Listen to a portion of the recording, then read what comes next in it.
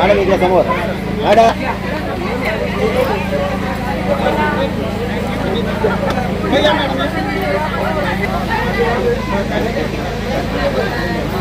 समोर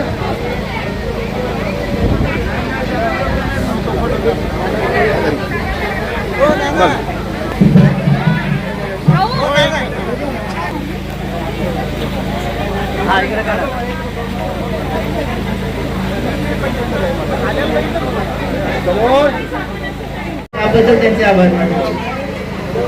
कार्यक्रमासाठी मंडप डेकोरेटर्स यांनी खूप सुंदर सोय केलेली आहे म्हणून दुःखही होतो.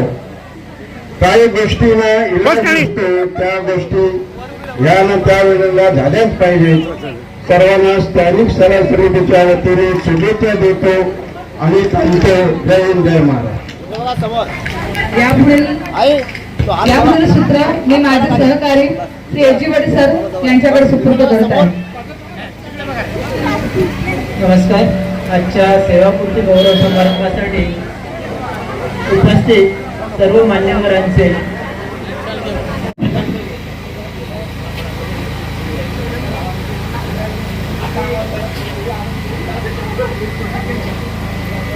यानंतर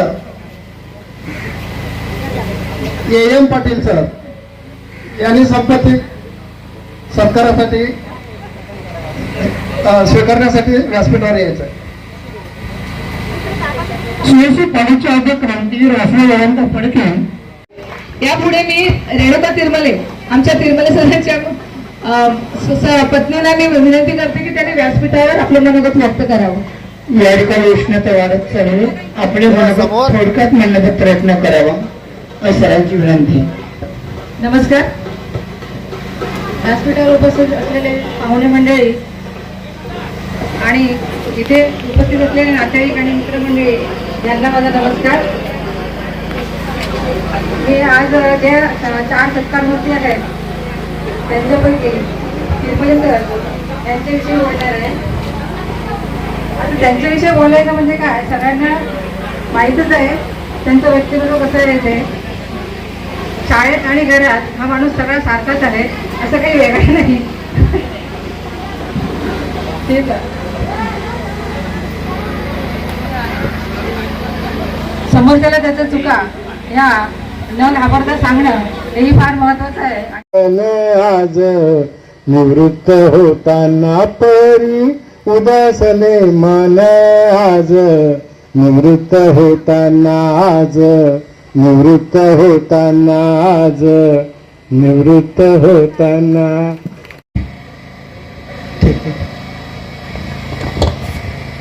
उपस्थित असलेले सर्व मान्यवर, या कार्यक्रमाचे 4ही सत्कार मूर्ती, त्यांचे नातेवाईक, मित्रमंडळी आणि या शाळेचा सर्व सेवक वर्ग, सर्वांना माझा नमस्कार. आजचा हा दिवस आमच्या कुटुंबासाठी, आमच्या सर्वांसाठी अतिशय महत्त्वाचा, आनंदाचा आणि समाधानाचा आहे. माझे पती श्री सुधीर कृष्णनाथ पाटील, त्यांनी शिक्षक म्हणून प्रदीर्घ अशी 30 वर्षाची सेवा पूर्ण करून आज ते निवृत्त होत आहेत. आणि खरंच हा अभिमानाचा आणि कौतुकास्पद अशी गोष्ट आहे, कारण आपण सर्व जाणतोच की शिक्षण क्षेत्रातली ही सेवा जी आहे ती अतिशय मौलिक अशी आहे आणि पैशापेक्षाही जास्त असं बरंचसं काही आपल्याला ते मिळवून देते. विद्यार्थ्यांकडून मिळणारा आपला मान सन्मान असतो किंवा विद्यार्थ्यांकडून मिळणारं प्रेम, आपुलकी, त्यांच्या यशामध्ये जो आनंद मिळतो किंवा आपले जुने विद्यार्थी येऊन जेव्हा आपल्याला आवर्जून भेटतात, आपल्याला वाकून नमस्कार करतात, हे जे काही समाधान आहे ते पैशापेक्षाही कितीतरी मौलिक आहे आणि कुठल्याही इतर पैशामध्ये ते मिळत नाही. त्यामुळे ही शिक्षण क्षेत्रातली सेवा ही अतिशय महत्त्वाची आहे. आणि आज मला राहून राहून माझे सासरे, त्यांची आठवण येते. आज जर ते इथे असते तर त्यांना खूप आनंद झाला असता, पण मला नक्कीच खात्री आहे की जरी ते आमच्यात नसले तरी त्यांचा आशीर्वाद आमच्या पाठीशी आहे आणि त्या आशीर्वादामुळेच आमचं सर्व काही यशस्वीपणे पार पडतंय. आज एक पत्नी म्हणून मी त्यांना ऑब्झर्व करते किंवा त्यांचा अनुभव घेते. त्यांनी ही 30 वर्षाची सेवा ही अतिशय प्रामाणिकपणे अतिशय मनापासून केलेली आहे आणि त्यामुळे रस्त्याने जाणारा सरळ व्यक्ती, या ठिकाणी उपस्थित सर्व जे शिक्षक आहेत त्यांना ज्ञातच असेल की त्याचं वागणं कसं आहे. मगाशी सरांनी म्हटलेलंच आहे, अतिशय नम्र व्यक्ती, अतिशय नम्र, लहान थोर कोणत्याही प्रकारचे व्यक्ती त्याच्या समोर असो, कधीही कुणाला उलट न बोलणारा, अतिशय शांत बोलणारा असं व्यक्तिमत्व, साधं राहणीमान असा माझा भाऊ, सुस्वभावी, निर्मळ, स्वच्छ, साळस आणि सोज्वळ.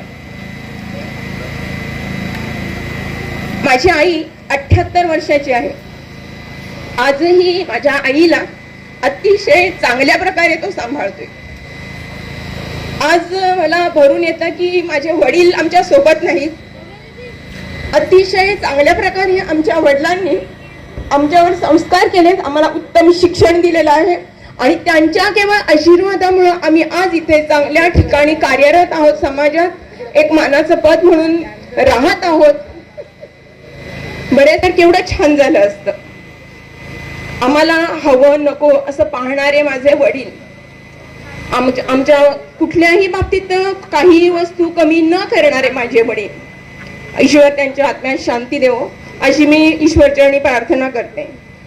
माझ्या आईला तो आजही अतिशय व्यवस्थितपणे सांभाळत आहे आणि तिला हवं नको जिथं जायचं असेल, यायचं असेल, अतिशय चांगल्या प्रकारे आणत आहे. म्हणजे तो एक चांगला सेवाभावी मुलगा आहे. वडिलांची सुद्धा सेवा त्यांनी अतिशय चांगल्या प्रकारे केलेली आहे. माझं वडिलांचं छत्र हरवल्यापासून मी पाहते की वडिलांप्रमाणे तो माझ्याशी अतिशय काळजीपूर्वक आणि चांगल्या प्रकारे वागत असतो. नेहमी मला हवं नको ह्याची काळजी तो घेत असतो. अतिशय काळजीपूर्वक माझ्याकडे त्याचं लक्ष आहे. प्रत्येक वेळ माझ्या सुखदुःखात तो सहभागी असतो. म्हणजे तो एक उत्तम भाऊ आहे. माझी दोन्ही मुलं मुंबईमध्ये शिकत आहेत. मला न सांगता कधीही ती मामाकडे जातात आणि तो सुद्धा माझ्या दोन्ही मुलांना व्यवस्थित पोहोचवण्याचं, स्टेशनवर सोडायचं आहे, स्टँडवर सोडायचं आहे, अतिशय व्यवस्थित प्रकारे तो काम करत असतो. त्याच्या दोन्ही मुलांवर त्याचं जेवढं प्रेम आहे तेवढंच माझ्या दोन्ही मुलांवर त्याचं प्रेम आहे आणि त्यांची तो व्यवस्थित काळजी घेतो. म्हणजेच तो एक उत्तम मामा आहे. त्याचा मोठा मुलगा MCA झालेला आहे, नोकरीच्या शोधात आता आहे.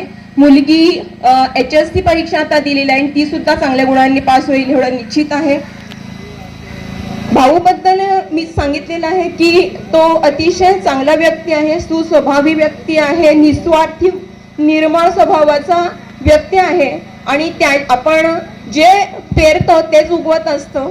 आपण ज्याप्रमाणे आपले विचार असतात, वागणं असतं, त्याचं फळ निश्चित स्वरूपामध्ये तो आपल्याला देत असतो. त्याप्रमाणे माझ्या भाऊला लाभला आहे आणि म्हणूनच त्याला अतिशय सुस्वभावी, सात्विक, मनमिळावू, निर्मळ, निस्वार्थी अशी पत्नी लाभलेली आहे. हे सुख भाऊजवळ अबाधित राहो, आयुष्यभर त्याला निरोगी आयुष्य लाभो, अगदी उदंड आयुष्य लाभो अशी मी ईश्वरचरणी प्रार्थना करते.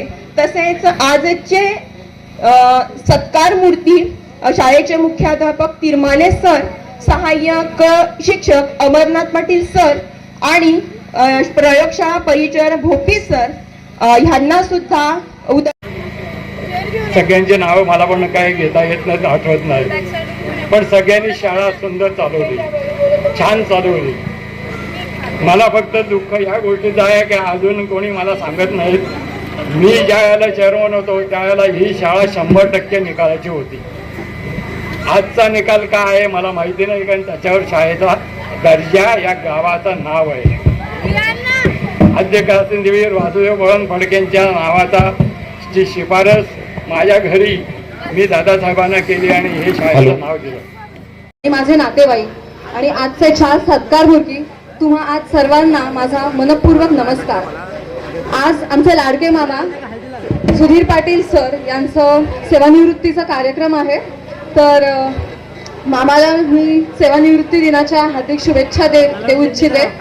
आज त्याच्या आयुष्यातला खूप महत्त्वाचा दिवस आहे, कारण गेली 30 वर्षांपासून प्रामाणिकपणाने सातत्याने काम करत राहणं, शाळेचं काम, घराचं काम, इतकं सगळं करणं खूप कठीण असतं, पण तरी त्याने सगळ्या जबाबदाऱ्या अगदी व्यवस्थितपणे पार पाडल्या आणि मला या गोष्टीचा खूप अभिमान आहे आणि यापुढे सुद्धा अभिमान असेल. सगळ्यात आधी मी आमच्या अण्णांना आणि मोठ्या सेवावृत्तीच्या माध्यमातून खऱ्या अर्थानं आपली सेवा पूर्ण करत असताना त्यांनी केलेलं काम आणि समोरच्या व्यासपीठापर्यंत आपल्या लक्षात येतो की खऱ्या अर्थाने यांची सेवा किती फळास निघालेली आहे. अंबरनाथ पाटलांचं कुटुंब म्हणजे अत्यंत साधं प्रतिकूल परिस्थितीमध्ये सामना करून ते आहेत. अजूनपर्यंत 40 वर्ष झाली तरी त्यांच्यात कधीही भांडण दुरावा कधीही आला नाही आणि आम्ही काकाची मुलं ती सुद्धा आम्ही सर्व एकत्र आहोत. आमचे काका काकू खूप प्रेमळ आहेत. आम्हाला कधीच त्यांनी काका म्हणून अशी जाणीव करून दिली नाही. शैक्षणिक किंवा भौतिक त्यासाठी त्यांनी मोठ्या प्रमाणात त्या ठिकाणी कार्य केलेलं आपल्याला पाहायला मिळते. येथील जे शिक्षक जे आहेत हे शिक्षक सुद्धा मला माझ्या भावाप्रमाणे त्यांनी मला वागणूक दिलेली आहे. सर्व जे काही मला ज्या समस्या आल्या त्या समस्या त्यांनी सोडवलेल्या आहेत. येथील विद्यार्थी सुद्धा शिस्तप्रिय आणि संस्कारक्षम असे आहे. त्याचप्रमाणे माझ्या कुटुंबाच्या संदर्भात सांगायचं झालं, त्यांनी जे संस्कार दिले त्या संस्कारामुळे हळूहळू आम्ही या शिक्षण क्षेत्रात आलो. आज माझा भाऊही माझ्या इथे नाही, पण त्याची मिळणारी साथ त्या काळातली आजही मला आठवते. कारण त्याची जी साथ होती त्या साथीमुळेच आम्ही पुढे जाऊ शकलो. मी जेव्हा शिक्षणासाठी बाहेर होतो तेव्हा ते देखील घरामध्ये शेतीमध्ये अनेक ठिकाणी लक्ष देत होता. आमचे वडील अत्यंत शिस्तप्रिय होते. त्यांच्या शिस्तीमुळे आमच्यामध्ये एक संस्कार घडले होते. या संस्कारामुळेच आम्ही पुढे शिकलो आणि नकळत का होईना पण आम्ही या शिक्षण क्षेत्रामध्ये आलो. माझी बहीण मी हे दोघेही आम्ही शिक्षक आहोत. मी माझं स्वतःला भाग्यवान समजेल की ज्या संस्थेमध्ये मी शिकलो त्या संस्थेमध्ये सेवा करण्याची संधी मला प्राप्त झाली. ज्या शिक्षकांनी मला शिकवलं त्यांचा वरदहस्त माझ्या डोक्यावर सावला. त्या शिक्षकांसोबत सहकारी म्हणून मी त्यांच्याबरोबर काम केलं. सुळे सर होते, त्यानंतर वाघ सर होते. त्यांनी आम्हालाही शिकवलं आणि त्यांच्यासोबत आम्ही सहकारी म्हणूनही झालो. त्याचबरोबर अनेक आमचे मागे पुढे शिकणारे जे शाळेतले वंदे होते, अरुणकर सर असतील, आमचे घोणे सर असतील, हे आम्ही शाळेत असताना हेही मागे पुढे शाळेत होते म्हणजे तेही आज शिक्षक आहेत. त्यांच्याबरोबर देखील मला काम करण्याची संधी मिळाली. म्हणजेच माझी ही सेवा जी आहे 30 वर्ष ही जी सेवा केली अविरतपणे सेवा केलेली आहे. या सेवा काळामध्ये मला अनेक मित्र वगैरे लाभलेले आहेत. कळंबोली असो, कोलार असो, जांभूळपाडा असो, कुठे ज्या ठिकाणी गेलो जीवाला जीव देणारे आमचे सहकारी लाभले. कठीण प्रसंगामध्ये त्यांनी आमचं सांत्वन केलं, सुखाच्या प्रसंगाने प्रोत्साहन दिलं. अशा या सर्व मित्रवर्य यांचं मी आभार मानेन. त्यांच्या सहकार्यामुळेच एक यशस्वी असा सेवा काल मी पूर्ण करू शकलो आणि यापुढे मी आता माझा वेळ ह्याच्या वेळी उपयोगी पडेल त्यावेळेला मी कुटुंबासाठीही देईन, शाळेसाठीही देईन, विद्यार्थ्यांसाठी. माझे विद्यार्थी आज देखील अनेक उच्च पदावर कार्यरत आहेत. या शिरोडमध्ये अनेक विद्यार्थी चांगल्या पदावर गेले आहेत. यापुढेही जावं अशी ईश्वराची प्रार्थना करतो आहे. आणि शिरडोनमध्ये 1 जून पासून हजर झालो.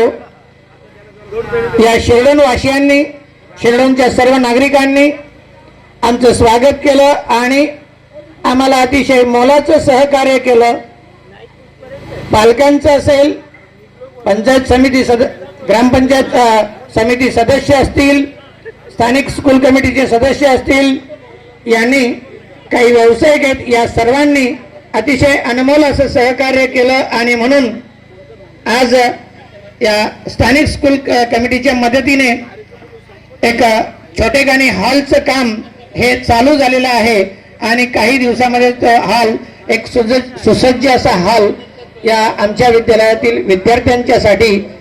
पावसाळ्यामध्ये जर एखादी व्याख्यान एकत्र विद्यार्थ्यांचं घ्यायचं असेल तर ती अडचण येत होती आणि ते विचार मी स्थानिक स्कूल कमिटी समोर मांडले आणि त्यांनी ताबडतोब मनावर घेतलं आणि हॉलचं काम सुरू केलेलं आहे. कित्येक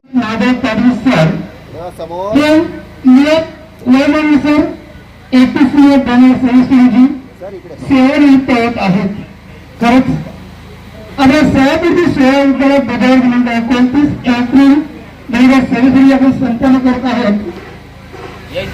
त्यांनी आपल्या 26 वर्षाच्या प्रदीर्घ सेवेत विद्यार्थी मुख्य केंद्रबिंदू म्हणून विद्यार्थ्यांचा सर्वांगीण विकास साधला. तसेच सदर विद्यालयात आपण 3 वर्ष विद्यालयाचे पवित्र कार्य केलेलं आहे. हे कार्य करत असताना सामाजिक, शैक्षणिक व राजकीय क्षेत्र आपण केलं कार्य.